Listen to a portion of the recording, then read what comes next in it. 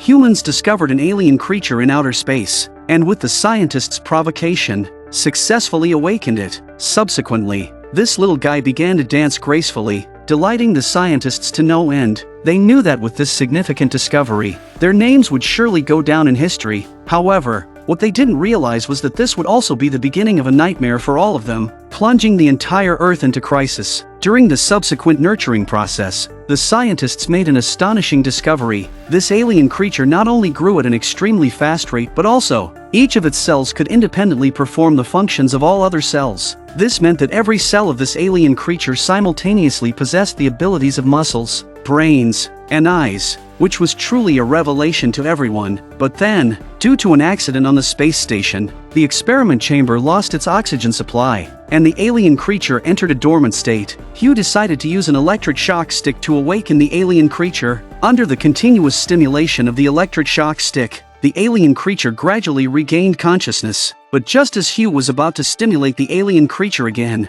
it suddenly gripped Hugh's arm tightly, even snapping the electric shock stick on the spot. Hugh then attempted to pull his arm free, but as he exerted force, the alien creature clung to him desperately. No one had anticipated that such a tiny creature could unleash such immense strength. Left with no choice, Hugh reached in with his other hand, hoping to divert the alien creature's attention, but the cunning creature wasn't fooled. At that moment, it suddenly tightened its grip, causing Hugh's arm to twist and deform. The intense pain made Hugh continuously slap the glass, regretting why he had provoked the alien creature. Seeing this, the others hurried to rescue him, but they were stopped by Captain Miranda to prevent a virus outbreak. Then, the alien creature suddenly twisted Hugh's fingers off, finally releasing Hugh's hand, but Hugh's hand was now completely mangled, bone shattered. The alien creature then snapped the electric shock stick in half, grabbed the broken end, and swiftly burrowed into the glove Hugh had left behind. Using the sharp end, it pierced through the glove and escaped. This maneuver stunned everyone.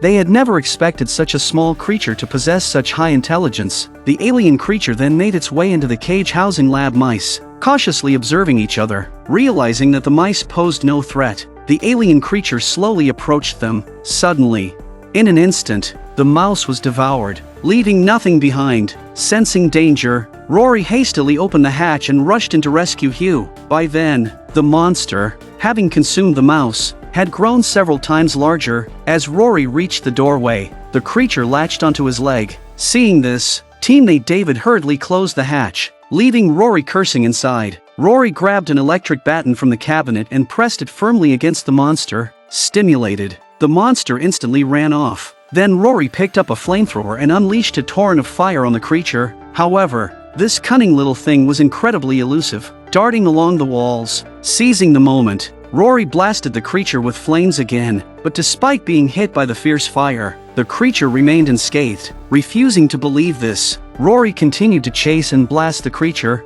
only to run out of fuel unknowingly. By then, the little creature had vanished without a trace. As Rory was looking around, suddenly, the monster crawled directly into his mouth and into his body. Everyone could only watch helplessly as Rory quickly became a cold corpse. Before they could recover from their grief, the floating flamethrower activated again, triggering the emergency fire suppression system. The well-fed monster crawled out of Rory's body, having changed in size once more. It seemed that each feeding session significantly accelerated the monster's growth. The pilot rushed to the control room to lock down all the hatch exits, but the monster managed to escape through a fire escape. The intelligence of the monster shocked everyone once again. Faced with such a terrifying and highly intelligent creature, the crew had no choice but to send a distress signal to Earth, only to find the communication system had suddenly malfunctioned. Now, they had to go outside the spaceship to repair it to restore communication. Ekaterina volunteered to go out for the repair. As she was repairing the station, the monster suddenly emerged from the ship and latched onto Ekaterina's leg, then damaged the cooling system of her spacesuit. If this continued, she had to return inside the ship quickly. Thus, Ekaterina made a leap towards the opposite hatch, but by then, a large amount of coolant had already flooded into her helmet, putting Ekaterina's life in grave danger. The crew inside the ship decided to go out and rescue Ekaterina. The alien creature was still clinging to Ekaterina, wandering all over her. Ekaterina knew that saving her would also mean letting the creature inside, which would doom everyone on the ship. Therefore, Ekaterina locked the hatch, deciding to sacrifice herself to take the creature down with her. But the creature was too cunning. It seemed to understand Ekaterina's plan and jumped back in time. Thus, they had to watch helplessly as their teammate was sacrificed in vain. Turning their grief into strength, they vowed to avenge their fallen teammate. They speculated that the only way the monster could enter the ship was through the propulsion ports, so they activated all of them in an attempt to kill the monster. However, they seemed to have underestimated the monster's abilities. Their efforts not only failed to eliminate the monster but also exhausted all their fuel. This caused them to deviate from their original orbit, and if this continued, they would soon crash into Earth. If the monster entered Earth with them, humanity would be doomed, so they decide to deliberately let the monster into the ship and then find a way to destroy it. At this moment, Hugh shared a potentially effective strategy. Through his analysis, he believed that the creature was initially in a dormant state and only gradually awakened after inhaling oxygen. Therefore, he suggested herding the monster into a chamber, sealing it inside, and then vacuuming out all the air, ensuring the creature would die without oxygen. After making all the preparations, just as they were about to execute the plan, Hugh's body showed anomalies, and everyone hurried to resuscitate him. Miranda accidentally noticed something moving inside Hugh's thigh. She rushed over, opened it up, and to her horror, found that the creature had already stealthily burrowed into Hugh's leg. The creature was still devouring Hugh's thigh. Miranda quickly grabbed a heart rate monitor and struck the creature with it, but it did no harm. The creature had grown thousands of times larger than before and had evolved a more terrifying head. Seeing this, everyone ran. Sho was petrified with fear, but at his teammates' urging, he snapped out of it and quickly ran away. The monster relentlessly pursued him. At a crucial moment, David managed to close the hatch door in time, while Sho hid inside a hibernation pod. Thinking he would be safe there, the monster circled the hibernation pod, seemingly looking for a way to open the hatch, but after a thorough search, it found nothing. So, the creature decided to resort to brute force, attempting to pry open the pod with its strength. As the glass lid of the pod was about to burst, Sho closed his eyes, awaiting death. But, strangely, the creature suddenly left. It turned out the monster had set its sights on Hugh's body lying not far away. As the creature devoured Hugh's corpse, it unknowingly fell into Miranda's trap. No one had anticipated that such a small alien creature, after consuming a few humans, would undergo a drastic transformation and evolve into a giant octopus-like monster. Then, Miranda noticed a small red dot moving on the spaceship's positioning system. David speculated that the monster, while devouring the corpses of their teammates, had accidentally swallowed a sensor as well. He quickly thought of a strategy to deal with the monster. Using their teammates' bodies as bait, they successfully lured the monster into a hatch. By the time the creature realized what was happening, they had already sealed the door. They then began to evacuate the oxygen from inside, and before long, the creature would suffocate and die due to the lack of oxygen. But what they hadn't expected was that the rescue ship arrived at that moment. This should have been good news, but they realized that the rescue ship was docking with the very airlock where the monster was trapped. If the docking was successful, all their efforts would be in vain. With the communication equipment also broken, David could only use a flashlight to signal the other ship, but the faint light was completely ineffective. Eventually, the rescue ship docked with that airlock. Sho, hiding in the hibernation pod and thinking rescue had arrived, opened the pod and, unknowingly, the hatch containing the monster. By the time Miranda and the others arrived, it was too late. The astronauts who had come to rescue them were already dead. Sho then realized what he had done and grabbed a wrench, intending to sever the connection between the airlock and the spaceship. But by then, the monster had already quietly approached him from behind.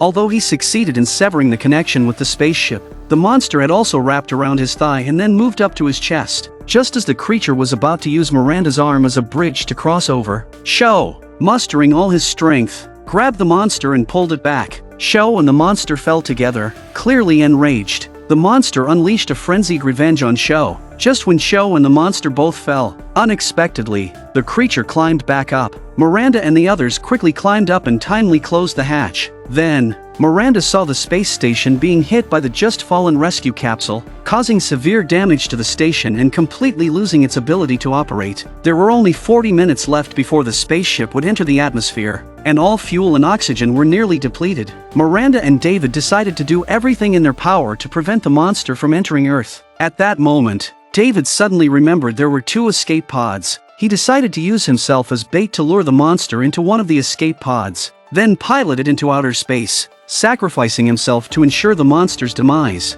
He planned for Miranda to return to Earth in the other escape pod, but as the saying goes, Plans cannot keep up with changes. David had greatly underestimated the intelligence of the monster. Following the plan, David successfully lured the monster into the escape pod. However, what he hadn't anticipated was that the monster didn't kill him immediately. It seemed the monster saw through David's plan. Using its tentacles, it controlled David to pilot the escape pod back to Earth. David tried to change the course but was powerless. Meanwhile, after sending all the information about the monster to Earth, Miranda's escape pod unfortunately collided with debris falling from the space station. The escape pod was severely damaged and drifted uncontrollably into outer space. David, on the other hand, successfully reached Earth. As the pod was about to crash, it automatically deployed a parachute, and the escape pod safely landed on the sea surface. At this moment, two fishermen happened to witness the scene and quickly approached to check the situation. Through the window, they saw the man inside was still alive. David inside desperately shouted for them not to open the door, but the pod had excellent soundproofing, and not a sound could be heard from outside. Eventually, the fishermen opened the hatch. At this point,